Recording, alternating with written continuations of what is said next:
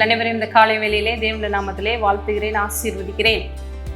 தேவனுடைய நாமத்திலே இந்த நாளிலே உங்களுக்கு எல்லாவற்றிலும் வெற்றி பெற மீண்டுமாக ஆசீர்வாதங்களை கூறுகிறேன். பாருங்க, இந்த அன்புடன் அப்பா அந்த நிகழ்ச்சி வாயிலாக காலை தோறும் தேவனுடைய வார்த்தைகளை கேட்டு அந்த நாளை தொடங்கும் பொழுது உங்களுக்கு அது மிகுந்த ஆசீர்வாதமாக இருக்கிறது இல்லையா? ஒவ்வொருவரும் அநேக சாட்சிகளை எங்களுக்கு தெரிவித்து வருகிறீங்க. தேவன் மாத்திரமே மகிமைப்படுவாராக. தொடர்ந்து அநேக இடங்களில் இந்த நிகழ்ச்சியை கொண்டு போய் சேர்க்க நீங்களும் ஜெபித்துக் கொள்ளுங்கள். பாருங்க, இன்றைக்கு தேவன் நமக்கு ஒரு அழகான ஒரு வசனத்தை தியானிக்க கற்றுக் கொடுக்க போகிறார். எடுத்துக்கொள்வோம். யோபு 42ஆம் அதிகாரம் 10வது வசனம். யோபு தன் சிநேகிதருக்காக வேண்டுதல் செய்த போது கர்த்தர் அவன் சிறையிருப்பை மாற்றினார். ஹல்லேலூயா. இந்த இடத்துல யோபு எவ்வளவு சோதனைகள் வழியாக கடந்து வந்தார் என்று நமக்கு தெரியும். ஆனால் அந்த நிமித்தம் அதுக்கு முன்னாடி இருக்கிற சில வசனங்கள் எல்லாம் வாசிச்சு பார்த்தீங்கன்னா தேவன் பேசுகிறார். அதுக்கு முன்னாடி என்ன நடக்குது அப்படின்னா, அவருடைய நெருங்கின தோழர்களே தேவையில்லாம தேவனை என்ன பண்றாங்க, வீணான வார்த்தைகளால் அலப்புறாங்க. நிறைய தேவையில்லாத விஷயங்கள் எல்லாம் அவங்க பேசுறாங்க. அதனாலதான் தேவனே வந்து அந்த இடத்துல தான் யாருங்கிறத யோபுக்கு ஒரு 3 அதிகாரமா அப்படியே வாட்சி பார்த்தீங்கன்னா 38, 39, 40 இதுல இருந்து அப்படியே தொடர்ந்து தேவன் நிறைய விஷயங்களை யோபுகிட்ட பேசுறாரு. பேசி தான் யாருங்கிறதை அவனுக்கு காண்பிக்கிறார். அதுக்கடுத்து தான் யோபுக்கு புரியுது நம்ம செய்கிற தப்பெல்லாம்.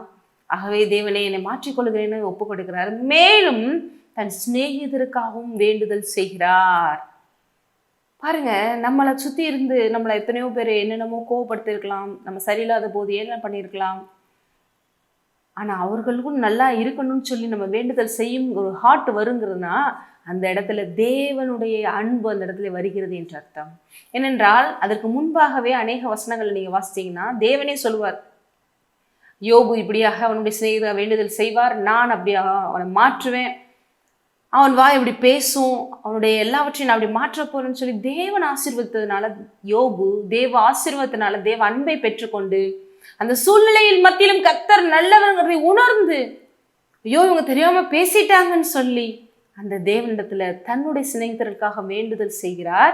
அப்ப என்ன நடக்குது பாருங்க, யோபுவின் சிறையிருப்பே மாறுது.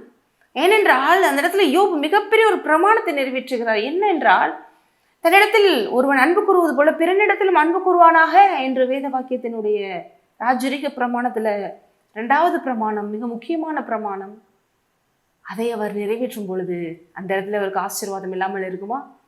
ஏற்கனவே நான் சொன்ன மாதிரி தேவன் தான் அவருக்கு அந்த இருதயத்தில் அந்த அன்பை ஊற்றி இருக்கிறார். அப்போ அந்த இடத்துல பாருங்க, மரணமும் இருக்கு, ஜீவனும் இருக்கு, கஷ்டப்படுறதுக்கும் புலம்புறதுக்கான சூழ்நிலைகள் இருக்கு.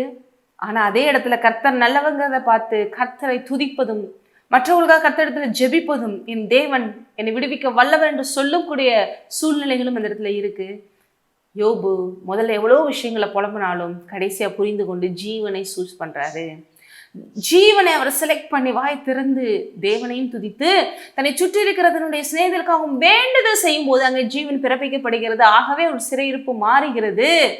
அப்போ இன்றைய நாள் நீங்கள் நான் கற்றுக்கொள்ள வேண்டியது என்னென்றால், மற்றவங்களுக்காக நம்ம ஜெபிப்பது மிக முக்கியமான ஒன்று.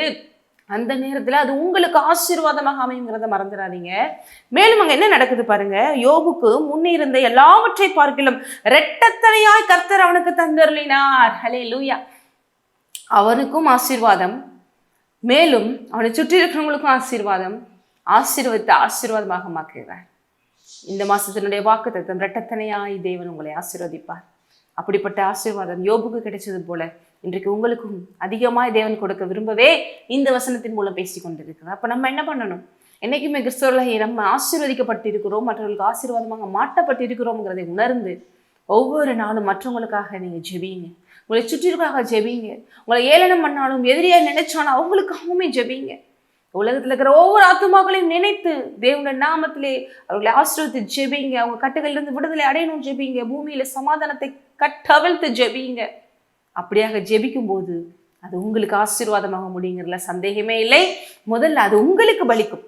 உங்களுடைய எல்லா சிறையிருப்புகளும் மாறும், எட்டத்தனையான ஆசீர்வாதம் வரும். நீங்கள் ஜெபித்தபடியே அந்த ஜெபங்களும் கேட்கப்படும். ஆகவே இன்றைய நாளில் இன்றைக்கே அநேகருக்காக உங்கள் ஜெபத்தை தொடங்குங்கள், ஜெபிப்போம். சோத்திரம் தகப்பனே, இந்த நாளிலே அப்பா அநேகருக்காக மற்றவங்களுக்காக எங்கள் சுற்றி இருப்பவர்களுக்காக பரிந்து பேசும் ஒரு நல்ல ஒரு விஷயம் எங்கள் கற்றுக் கொடுத்தீரே. ஆவியானவரே உமக்கு நன்றி. அப்பேற்பட்ட ஒரு இருதயம் ஒருவருக்கும் உண்டாகட்டும். ஒருவேளை செய்து கொண்டிருந்தால் இன்னும் ஆர்வமாக செய்யட்டும். ஆசீர்வதிக்கப்படட்டும். இயேசு நாமத்திலே ஆமென்.